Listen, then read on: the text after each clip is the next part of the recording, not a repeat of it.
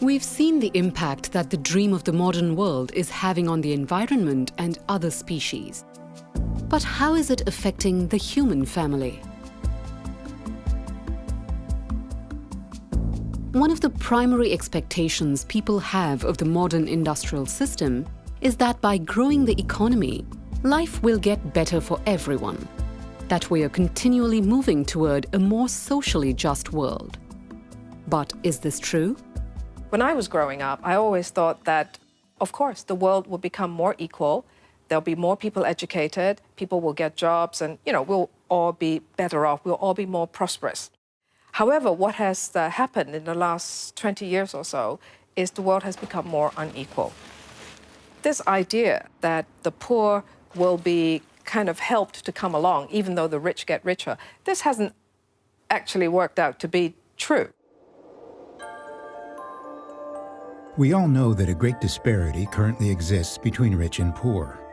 One way to understand this disparity is to think of the Earth as a community of 100 people.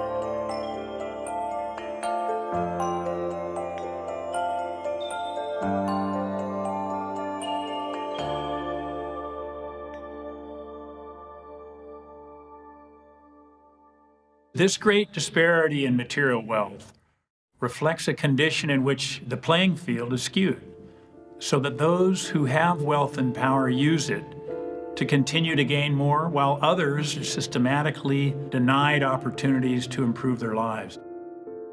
Another way of saying this is that the game is rigged. So discrimination has been and continues to be built in, consciously and unconsciously, to practically every institution of our society. Although significant progress has been made in addressing issues of social justice, systems of power and privilege still perpetuate injustice throughout the world. Much of humanity continues to suffer from the legacy of centuries of colonialism, imperialism, and racism. So by seeing how the living legacies of injustice result in systemic oppression for some and unearned privilege for others, we can better appreciate what it will take to create a truly socially just world. A socially just world is a world in which if you had to draw a lot and it would put you anywhere in that society, you would feel perfectly confident. You wouldn't be worried, because you knew whatever lot you drew would be a good lot. It doesn't mean everything's equal. It just means that every single person in that society has a decent shot at living the fullest life that they can. But if you close your eyes and you think to yourself, there's no more racism. All this racism stuff, that's in the past. Close your eyes and think to yourself, would you want to be black?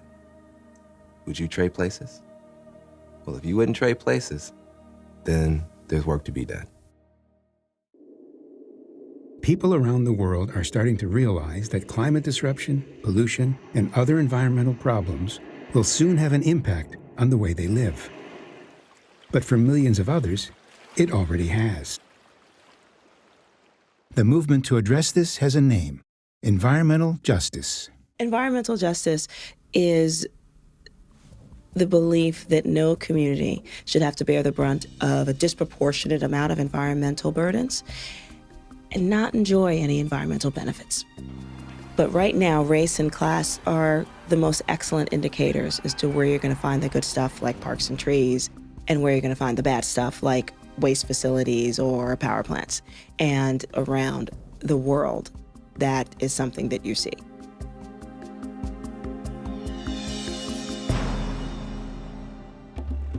In many parts of the world, especially once colonized countries, where local people still have no control over their natural resources, the industrial world's demand for oil, minerals, and timber is having devastating effects on the land, air, water, and people.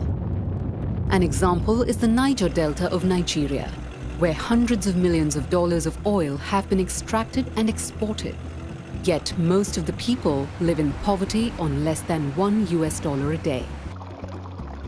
Because of the oil activities in this place, a lot of people who go to fishing can't even catch fish. The aquatic life is destroyed. See, the cassava, they don't rot to finish. The oil now spoil and like this. All our food, all our fish die, finished. The community asked us to go and do the cleanup. I was 5 months pregnant. I miscarried. We are 9 women who miscarried. Oil should be a blessing, not cost to our land. But I think it's a cost to our land now. We are dying here. What we do not understand is that we humans are only part of this ecosystem. And when we kill part of this system, we are killing ourselves.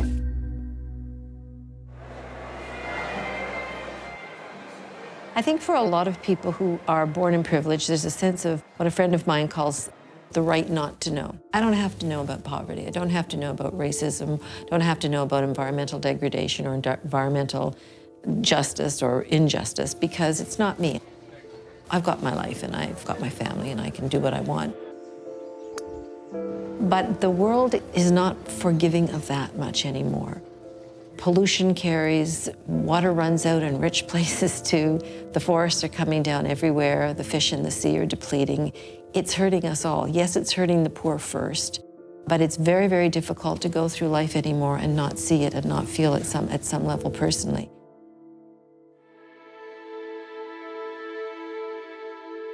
Those of us in the modern world have had access to more money, more food, more comfort, more entertainment, more travel, and more communication than any people who have ever lived. But has all this made us happier?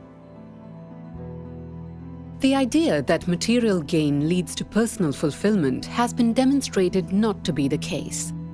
Although incomes have skyrocketed in economically advanced countries, study after study has shown that levels of reported happiness have remained the same or even declined. There is a great loneliness of spirit today. We're trying to cope in the face of what seems to be overwhelming evidence that who we are doesn't matter. Meanwhile, we're yearning for connection with each other, with ourselves, with the powers of nature, the possibilities of being alive. When that tension arises, we feel pain.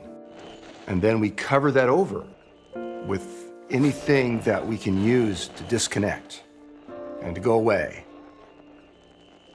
The reason that people are into this mass consumption nightmare dream is because people are lonely and people are hurt and people really believe that more income, more stuff, more consumption, more things, the relationship with things will fix the hunger in the human heart. And it will never work. This is not the best of all possible worlds, even though it appears that way on TV and advertisements. I think people in their most poignant and honest moments will admit this is really hard right now for everybody. The anguish we feel for what is happening to our world is inevitable and normal and even healthy. So pain is very useful. Just don't be afraid of it. Because if we are afraid to feel that, we won't feel where it comes from. And where it comes from is love. Our love for this world. That's what is going to pull us through.